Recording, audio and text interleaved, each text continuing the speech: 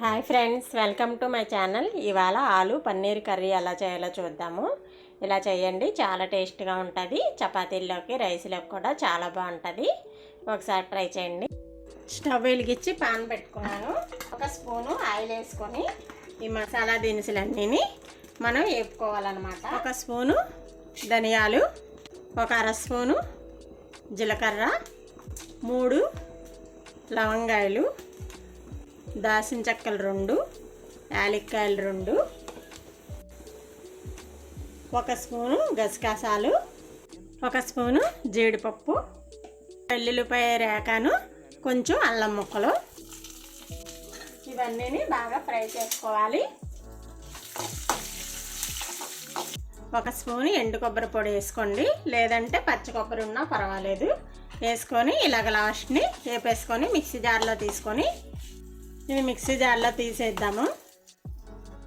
పాన్లో ఒక spoon oil వేసి 1 cup ఉల్లిపాయలు,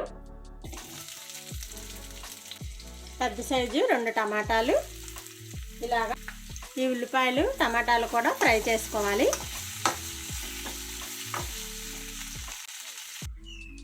ఈ మసాలా దినుసులు, ఈ ఉల్లిపాయ టమాటాలు కూడా మిక్సీ పట్టేసుకోవాలి మెత్తగాను. 100 గ్రాములు తీసుకున్నాను అనమాట. ఇలా ముక్కలు కోసేసుకుని పెట్టుకుంటే సరిపోతుంది అనమాట. ఈ సైజు ముక్కలు కోసుకోవాలి. బంగాళదుంపలు ఉడకబెట్టుకొని ఇలా ముక్కలు కోసి పెట్టుకున్నాను. బంగాళదుంపలు కూడాను. స్టవ్ వెలిగించి పాన్ పెట్టుకొని 3 స్పూన్లు ఆయిల్ వేసుకోవాలి.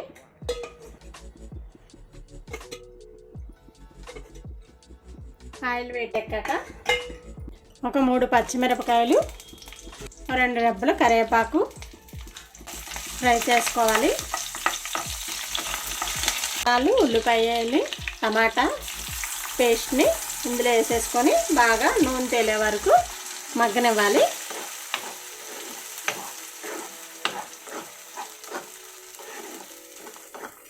పెట్టేసి ఒక 10 నిమిషాలు మగ్గనివ్వాలి. మూత తీసి ఇందులోనే పసుపు, ఒక అర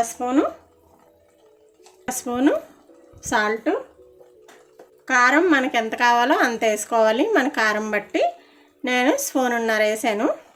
గరం మసాలా ఒక అర స్పూను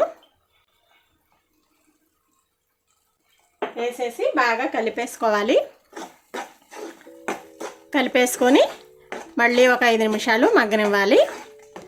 మనకి నూనె తేలుతున్నట్టు కనబడుతుంది, అప్పుడు మగ్గిపోయినట్టు అనమాట. మూత పెట్టేసి మగ్గనిద్దాం. మూత తీసి ఒకసారి కలుపుకోవాలి. మసాలా నీళ్ళు ఉన్నాయి కదా, ఆ నీళ్ళు 1 గ్లాసు పోసుకోవాలి. బాగా కలిపేయాలి.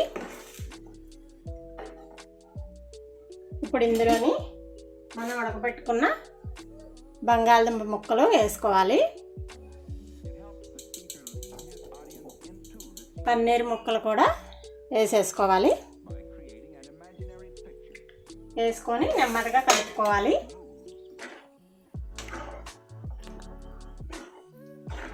ఒక 10 నిమిషాలు మీడియం ఫ్లేమ్లో పెట్టి ఉడకనివ్వాలి. ఉప్పు సరిపోయిందా లేదో చూసుకొని ఉప్పు వేసుకోవాలి.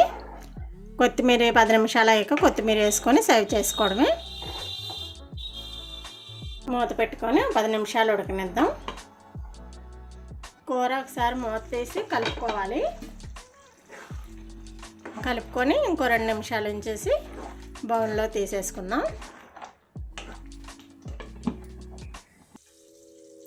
కర్రీ అయిపోయింది, బౌల్లో తీసేసుకుందాం. ఆలు పన్నీర్ కూర ఇలా చేసి చూడండి, చాలా బాగుంటుంది. ఈ వీడియో కనుక నచ్చితే కనుక లైక్ చేయండి, షేర్ చేయండి, సబ్స్క్రైబ్ చేయండి. Thank you.